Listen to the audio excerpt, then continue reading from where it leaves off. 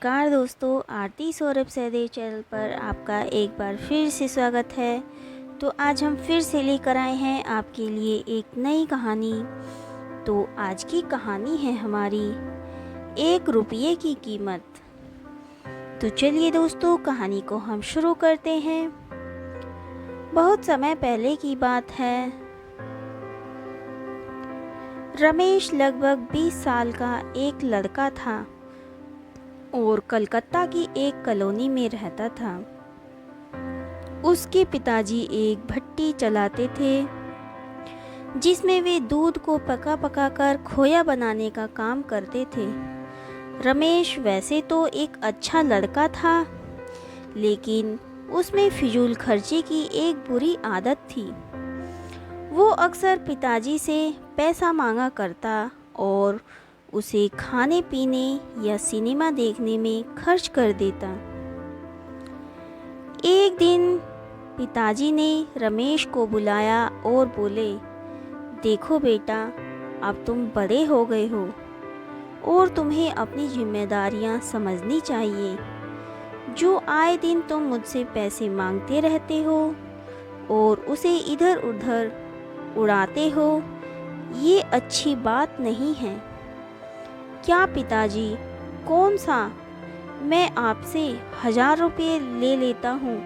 चंद पैसों के लिए आप मुझे इतना बड़ा लेक्चर दे रहे हैं। इतने से पैसे तो मैं जब चाहूँ आपको लौटा सकता हूँ। रमेश नाराज होते हुए बोला। रमेश की बात सुनकर पिताजी क्रोधित हो गए, पर वो समझ चुके थे कि डांटने फटकारने से कोई बात नहीं बनेगी। इसलिए उन्होंने कहा, ये तो बहुत अच्छी बात है। ऐसा करो कि तुम मुझे ज़्यादा नहीं, बस 1 रुपये रोज़ लाकर दे दिया करो। रमेश मुस्कुराया और खुद को जीता हुआ महसूस कर वहाँ से चला गया। अगले दिन रमेश जब शाम को पिताजी के पास पहुंचा तो वे उसे देखते ही बोले, बेटा लाओ मेरे 1 रुपये। उनकी बात सुनकर रमेश जरा घबराया और जल्दी से अपनी दादी माँ से 1 रुपये लेकर लौटा। लीजिए पिताजी, ले आया मैं आपके 1 रुपये। और ऐसा करते हुए उसने सिक्का पिताजी के हाथ में थमा दिया। उसे लेते ही पिताजी ने सिक्का भट्टी में फेंक दिया। ये क्या, आपने ऐसा क्यों किया? रमेश ने हैरानी से पूछा। पिताजी बोले। रमेश ने भी ज़्यादा बहस नहीं की और वहाँ से चुपचाप चला गया। अगले दिन जब पिताजी ने उससे 1 रुपये मांगा तो उसने अपनी माँ से पैसा मांग कर दे दिया। कई दिनों तक यही सिलसिला चलता रहा। वो रोज़ किसी दोस्त, यार या संबंधी से पैसे लेकर पिताजी को देता और उसे भट्टी में फेंक देते। एक दिन ऐसा आया जब हर कोई उसे पैसे देने से मना करने लगा। रमेश को चिंता होने लगी कि अब वो पिताजी को 1 रुपये कहाँ से लाकर देगा।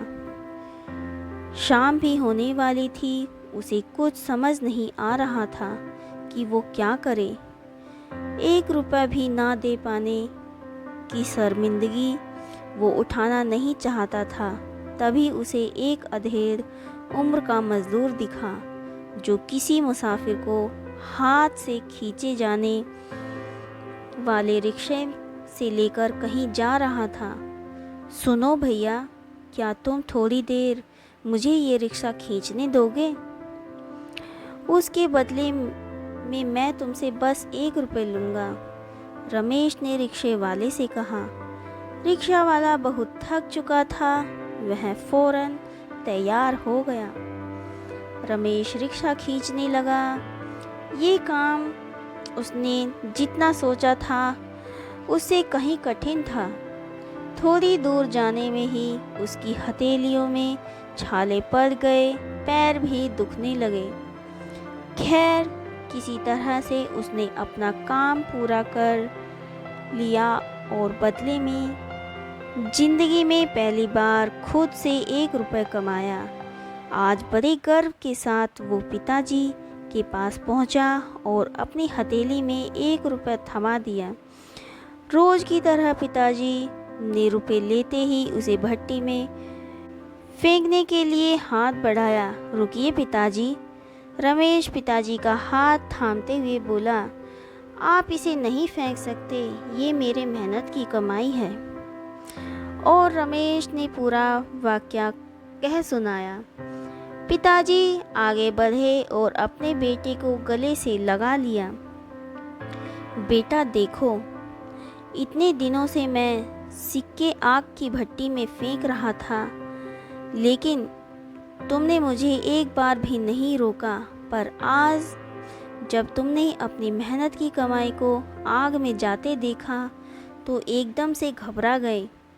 ठीक उसी तरह जब तुम मेरी मेहनत की कमाई को बेकार की चीज़ों में उड़ाते हो तो मुझे भी इतना ही दर्द होता है। मैं भी घबरा जाता हूँ। इसलिए पैसे की कीमत को समझो, चाहे वो तुम्हारे हों या किसी और के। कभी भी उसे फिजूल खर्ची में बर्बाद मत करो। रमेश पिताजी की बात समझ चुका था। उसने फौरन उनके चरण स्पर्श किए और अपने व्यवहार के लिए क्षमा मांगी। आज वो 1 रुपये की कीमत समझ चुका था और उसने मन ही मन संकल्प लिया कि अब वो कभी भी पैसे की बर्बादी नहीं करेगा। तो दोस्तों, आज की कहानी आपको हमारी कैसी लगी हमें कमेंट करके ज़रूर बताएं।